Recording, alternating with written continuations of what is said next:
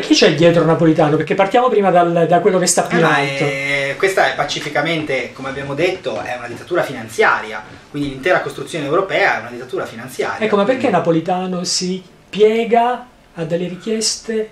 Io ho sempre detto, il discorso è, Napolitano ci possono essere due ipotesi per lui. Una, ormai non ha più una sua lucidità, e questo però me lo deve dire un perito. Vabbè, questa è una scusante. Che sì, potrebbe essere un'opzione, perché Napolitano anni fa si era dichiarato contrario a questo. Bene, lo facciamo visitare, no? E si dichiarerà la sua... Per lui un esimente, oppure in malafede, quindi è complice di tutti gli altri. Quindi Napolitano sta tradendo la Costituzione. Tradendo la Costituzione perché sta comportando e sta parteggiando per lo smantellamento della nazione Italia. Ecco, spieghiamo questa cosa, perché è molto interessante questo fatto. Napolitano, in un certo senso, sta portando l'Italia ad uno smantellamento. Sì. C'è la cancellazione della personalità giuridica dello Stato che avviene dal punto di vista tecnico attraverso i vincoli di bilancio. Cioè appunto uno Stato costretto a tassare più di quanto spende, uno Stato che alla fine sparisce e al posto dello Stato, di tutta la sovranità che aveva, che quindi si evapora, in parte viene trasferita, in parte evapora, arrivano ovviamente le multinazionali, capitali e privatizzazioni. Quindi arriva l'assenza di regole, l'assenza di democrazia. Cioè arriva la legge del più forte. Un vero rapporto di forza dove si torna ovviamente a effettivamente la legge del più forte, appunto la legge del più forte, che in questo caso è la legge del più forte economicamente. Ritornando alla sua rielezione, te pensi, così giusto per darci un'idea, te pensi che la sua rielezione sia una costrizione dovuta alle famose intercettazioni Stato-mafia? Allora, sulle intercettazioni intanto c'è una cosa da dire. Se tu non hai nulla da nascondere, non vedo il motivo di distruggerle. Le puoi far ascoltare e poi, dopo che sono state ascoltate, che hai pulito la tua immagine, fai notare rispettosamente che, avendo l'immunità, ovviamente questo non poteva succedere, quindi l'intercettazione era inammissibile. Però per prima cosa le faccio sentire, poi le distruggo in modo che non possa più ripetersi. Lo posso fare, c'è un motivo per cui il Presidente della Repubblica ha un'immunità. È un discorso di equilibrio dei poteri costituzionali ed è un motivo assolutamente ragionevole. Magari uno lo può giudicare a prima vista non giusto, ma è chiaro che gli equilibri sono incastri sottilissimi e quindi alcune immunità hanno un senso in questa ottica, no? Quindi c'è un perché. Però a quel punto niente ti vietava di farle sentire e poi procedere. Insomma, se comunque sia la Procura di Palermo ha insistito e otterrà l'audizione di Napolitano nel processo Stato-mafia, è evidente che lì dentro qualcosa di interessante c'era, se no non avrebbero logica a sentirlo, e loro lo sanno cosa c'è. Tu non pensi che sia una farsa per ripulirlo? Ma no, non credo, insomma. Cioè, per quale motivo non viene fatto questo procedimento, non viene attuato nel momento in cui esce fuori la notizia, quindi febbraio dello scorso anno, forse anche prima, e viene attuato a distanza di parecchio tempo? Sì, vabbè, i tempi processuali hanno anche il loro percorso. No, ma loro avevano distrutto le intercettazioni. Sì, poi a quel punto però devono andare avanti come perché me lo viene a chiamare adesso quando lo dovevi chiamare in quel momento in cui c'è l'intercettazione? In quel momento aveva fatto una valutazione di appunto conflitto di varie attribuzioni eccetera, quindi distruzione proprio nella fase delle indagini, in modo che non potessero essere utilizzate nel Ma secondo te, ti faccio ancora questa domanda, scusa se ti interrompo così, ma le cose sono talmente veloci, le hanno distrutte veramente queste intercettazioni? Non lo so, spero di no, sarebbe interessante un giorno ascoltarle. Io sono convinto che queste intercettazioni escono fuori. Non avrebbe chiesto la distruzione se non ci fosse qualcosa di veramente clamoroso dentro, perché sapeva che comunque chiedere la cancellazione e la distruzione prima dell'ascolto avrebbe creato comunque dei lati oscuri della sua immagine. Quindi sicuramente sono un pezzo di storia. Per quanto riguarda i napolitani, di lati oscuri ne abbiamo tantissimi, basta ricordare il 56 e già abbiamo un lato oscurissimo. Purtroppo rivedere la fase di Mani Pulite oggi, quando noi sappiamo perfettamente che proprio alla fine di Mani Pulite arriva la svolta rappresentata da Maastricht e quindi da queste cessioni di sovranità sempre più evidenti, dimostra comunque sia una volontà di andare a smantellare quelle che potevano essere delle resistenze, utilizzando, capito, delle però in questo, delle resistenze al loro progetto. In questo lo fanno molto anche i media.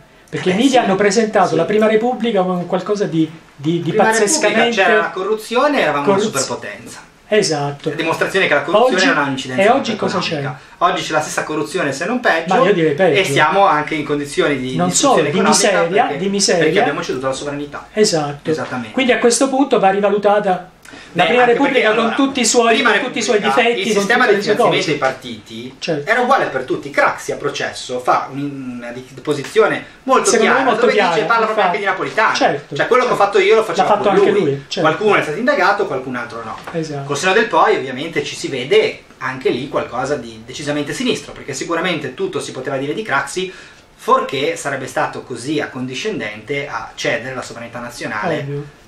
Infatti era questo che a loro premeva, il fatto della cessione della sovranità nazionale, e se ricordo bene, la Prima Repubblica non ha mai tentato di fare una cosa del genere, non voleva proprio questa cosa. Era iniziato un primo tentativo di indebolimento nell'81 che ha creato... Sì, ma era una cosa molto limitata. Era molto limitata perché Andreatta lo fece come ministro del Tesoro con una semplice lettera. Certo. Quindi sostanzialmente non c'era un atto effettivo, giuridico, quindi una legge, un decreto, quello che vogliamo, era soltanto una lettera. Quindi in sostanza si poteva in ogni momento ricambiare e quindi ricominciare a riacquistare. E secondo te non l'hanno potuto fare per un fatto proprio di attaccamento all'istituzione, all'Italia e cose del genere, piuttosto che diciamo una cosa fatta un po' così? Ma...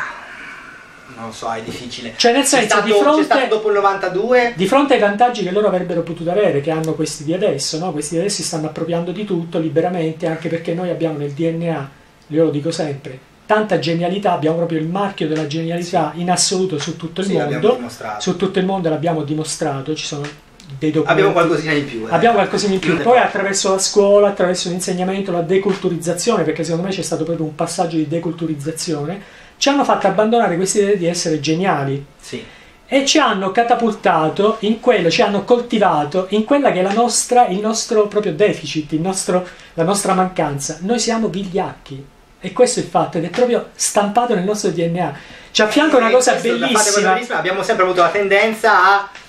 Io a quello che comanda in quel momento gli dico di sì, poi esatto. Semmai lo frego sotto della banco. bandierola, però è data sempre dal sì, questo l'abbiamo avuto, vigliati, storicamente abbiamo avuto questa caratteristica. Grandi geni ma grandi sì, perché vigliati. dice tanto perché devo scontrarmi con te faccia a faccia, quando comunque ti frego in qualche altro modo. Sempre per questo questa è stata sempre un po' la mentalità. Esatto, la mentalità italiana.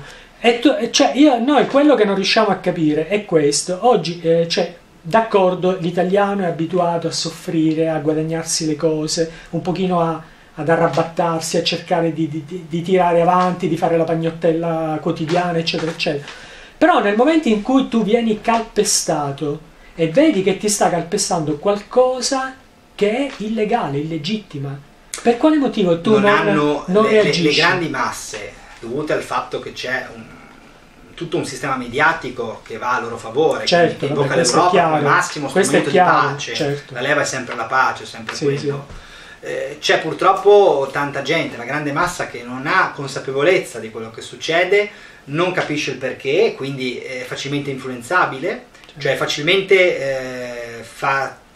incalanabile su forme di dissenso sbagliate, cioè riesci le masse a portarle facilmente in piazza per la spesa pubblica, per lo spreco, per l'evasione, per la corruzione, tutte cose che a livello macroeconomico, come abbiamo detto, nulla contano, e magari invece non le incanali dove è il vero problema, che sono appunto le cessioni di sovranità, il vincolo esterno. Sì, ma qui c'è anche un fatto, perché lo devi spiegare, quello non è una cosa così. Ma qui c'è anche un fatto, che nel momento in cui tu porti le masse in piazza, qui mi riallaccio al discorso per esempio Grillo. Sì. Grillo ha creato un movimento ben sapendo che si metteva a capo di tutte le persone che in fin dei conti contestavano questo tipo di società, no? Questo tipo di politici, questo tipo di cose.